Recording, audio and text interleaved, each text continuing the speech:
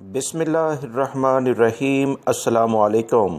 سعودی وزارت صحت نے 4 مارچ 2021 کے لحاظ سے وبائی مرض کرونا کی رپورٹ جاری کر دی ہے۔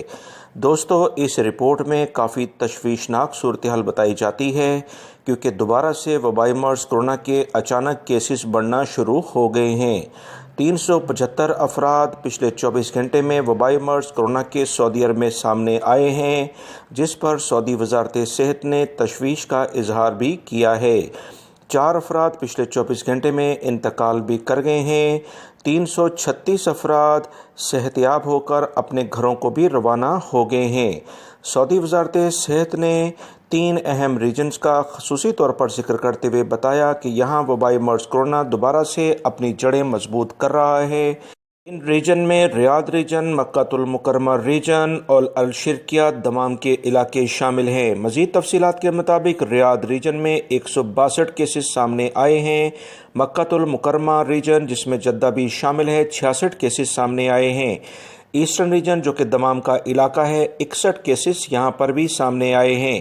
ناردرن بارڈر، جو کہ شمالی حدود کا علاقہ ہے، 24 کیسز ہیں۔ مدینہ منورہ ریجن میں 14 ہیں۔ اسیر ریجن میں 11، القصیم ریجن میں بھی 11، الجوف ریجن جو سکاکا کا علاقہ ہے، 10 کیسز ہیں۔ حائل ریجن میں 6 ہیں، تبوک ریجن میں 5 ہیں، نجران ریجن میں 2 ہیں، جزان ریجن میں بھی 2 ہیں، البہا ریجن میں 1 کیس سامنے آیا ہے۔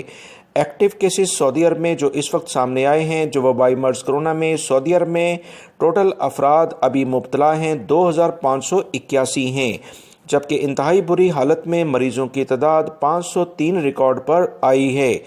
سعودی وزارت صحت نے تمام افراد کو دوبارہ سے خبردار کیا ہے کہ ہم جزوی لاک ڈاؤن کے خاتمے کی جانب جا رہے تھے، مگر حالات دوبارہ سے گڑبڑ ہونے کی جانب جا رہے ہیں، لہٰذا تمام تر فیصلے سوچ سمجھ کر کیے جائیں گے۔ اہم ترین کمیٹی تمام صورتحال کا بڑی باریک بینی سے جائزہ لے رہی ہے۔ اچانک کیسز کا بڑھ جانا تشویش کی بات ہے۔ آنے والے دنوں میں کیا بہتر فیصلے انٹرنیشنل فلائٹس کے بارے میں یا جزوی لاک ڈاؤن کے بارے میں ہوتے ہیں، وہ تو سعودی عرب کے اعلیٰ ادارے ہی طے کریں گے، مگر اس طرح سے وبائی مرض کرونا کا دوبارہ سے بڑھنا اچھی بات نہیں۔